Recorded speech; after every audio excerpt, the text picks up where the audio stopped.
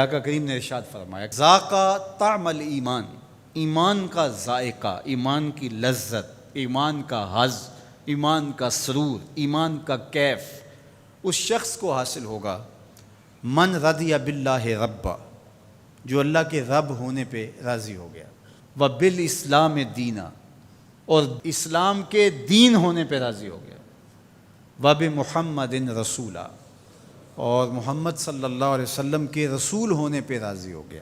جس کو یہ تین چیزیں نصیب ہو گئی، ایمان کی لذت نصیب ہو گئی۔ اب اس رضا کا کیا معنی ہے؟ امام قرطبی علیہ رحمہ فرماتے ہیں اس کا ایک معنی عام ہے اور ایک معنی خاص ہے۔ معنی عام یہ ہے کہ اللہ کے رب ہونے پہ راضی ہونے کا مطلب اس کو رب مان لینا ہے۔ اسی طرح اس کو کہا جائے تیرا کس دین سے تعلق ہے، تو وہ اسلام کو ہی اپنا دین مانتا ہے۔ اور جب اس کو کہا جائے کہ تیرا رسول کون ہے، تو اس کے لبوں پہ بغیر کسی تعمل کے، بغیر کسی تردد پہ نام حضور کا ہی آئے۔ تو یہ ہے اس کا معنی عام۔ لیکن یہاں جو ایمان کا ذائقہ، ایمان کا طعم حاصل ہونے کی بات کی گئی ہے، یہاں سے یہ معنی عام مراد نہیں ہے، یہاں معنی خاص مراد ہے۔ اور وہ کیا ہے؟ اللہ کو رب ماننے کا مطلب یہ ہے کہ اللہ کو ماننے کا جو حق ہے اس حق کی طرح اس کو مانے۔ ایک ہے اللہ کو ماننا اور ایک ہے اللہ کی ماننا۔ تو جو اللہ کو تو مانتا ہے لیکن اس کے احکام کو نہیں مانتا، اس کے دیے گئے نظام کو عملاً قبول نہیں کرتا، تو پھر وہ ایمان کی لذت حاصل نہیں کر سکتا۔ خالق حقیقی اس کو مانتا ہے تو پھر اپنا سب کچھ اس کے دستے قدرت میں سمجھے۔ جب اس کی پناہ میں آ گیا ہے تو پھر کسی کا ڈر اور خطرہ کیسے رہا؟ جب اس کو خالق و رازق مان لیا ہے تو کسی کی دہلیز پہ ہاتھ کیوں پھیلائے گا؟ جب اس پہ توکل کر لیا ہے تو پھر اس کے پائے ثبات میں لغزش کیسے آئے گی؟ اور دوسری بات، اسلام کے دین ہونے پہ راضی ہو گیا۔ جب اسلام کو مان لیا تو اسلام پورا نظام زندگی ہے، تمہاری خوشیوں کا بھی خیال رکھتا ہے، تمہارے غموں کو نبھانے کا دستور کیا ہوگا وہ بھی تعلیمات دیتا ہے۔ یہ نکاح ہم کر رہے ہیں شریعت کے مطابق اور یہ مسجد میں کر رہے ہیں، اور یہ جو بھنگڑا ڈال رہے ہیں یہ ہمارے خاندان اور قبیلے کے لوگوں کا تقاضا تھا، اور تم قبیلے کو بھی راضی رکھتے ہو، رب کو بھی راضی رکھتے ہو، ایسا تو نہیں ہوگا، ایک کو ہی راضی رکھنا پڑے گا۔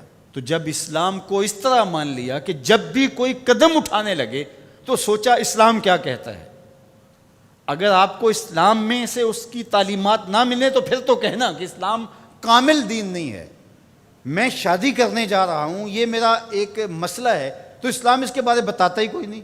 اسلام بتاتا ہے کہ تم نے رشتہ تلاش کیسے کرنا ہے، اسلام بتاتا ہے کہ تم نے پیغام نکاح کیسے بھیجنا ہے، اسلام بتاتا ہے کہ نکاح میں کتنے لوگ کم از کم شریک ہوں، گواہ کیسے ہوں، اسلام بتاتا ہے کہ تم اس کی خوشی کا اظہار کیسے کرو، جب نکاح کیا ہے تو اس وقت تم نے خرما کیسے لٹانے ہیں، اور شب زفاف کا صدقہ تم نے ولیمے کی صورت میں کیسے ادا کرنا ہے۔ اسلام تمہیں ایک ایک جزیہ بتاتا ہے۔ میرے حضور نے فرمایا انما انا لکم مثل الوالد، میں تمہارے لیے باپ کی جگہ پہ ہوں۔ اگر تم میں سے کوئی شخص بیت الخلاء میں جائے تو پہلے اپنا بایاں قدم آگے رکھے۔ جس طرح باپ چھوٹی چھوٹی چیزیں اپنی اولاد کو بتاتا ہے، تو فرمایا تم واش روم میں جاؤ، بیت الخلاء میں جاؤ تو پہلے بایاں قدم آگے رکھو۔ کیوں؟ انما انا لکم مثل الوالد، میں تمہارے لیے باپ کی جگہ پہ ہوں۔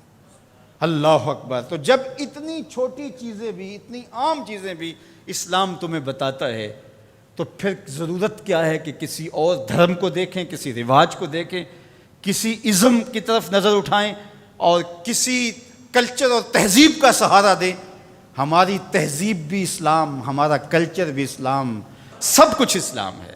تو جب ہم نے مان لیا اسلام کو تو پھر مان لیا، پھر ماننے کا جو حق تھا وہ ادا کر دیا، تو پھر اسلام کا مزہ آنا شروع ہوگا۔ تیسری بات، وَبِمُحَمَّدٍ رَسُولًا، وہ اس بات پہ راضی ہے کہ یہ میرے رسول ہیں، یہ میرے ہادی ہیں، یہ میرے قائد ہیں، یہ میرے رہنما ہیں، یہ میرے مرشد اعظم ہیں۔ تو جب نظر ادھر جم گئی تو پھر کسی اور سمت نظر اٹھے گی؟ جب انہیں مان لیا، وہی ہادی اور رہنما ہیں، وہی مقصود ہیں، وہ محبت کا مرکز ہیں، وہ عقیدتوں کا محور ہیں، ہر درد میں ہمارا دارو ہیں، علاج ہیں، چارہ ہیں، ہر مرض کی شفا ہیں، تو پھر کسی اور سمت نظر کیوں اٹھا کے دیکھیں گے؟ تو اگر ادھر بھی دیکھتے رہے اور کہا کہ نہیں ہم ادھر سے بھی کچھ لے لیں گے، تو اس طرح پھر ایمان کی لذت نصیب نہیں ہوگی۔ تو جب انہیں رسول مان لیا اور اس طرح مانا کہ انہیں مانا انہیں جانا، نہ رکھا غیر سے کام، انہیں مانا انہیں جانا، نہ رکھا غیر سے کام، للہ الحمد میں دنیا سے مسلمان گیا، پھر ایمان کا مزہ آئے گا نا، پھر ایمان کا سرور نظر آئے گا نا۔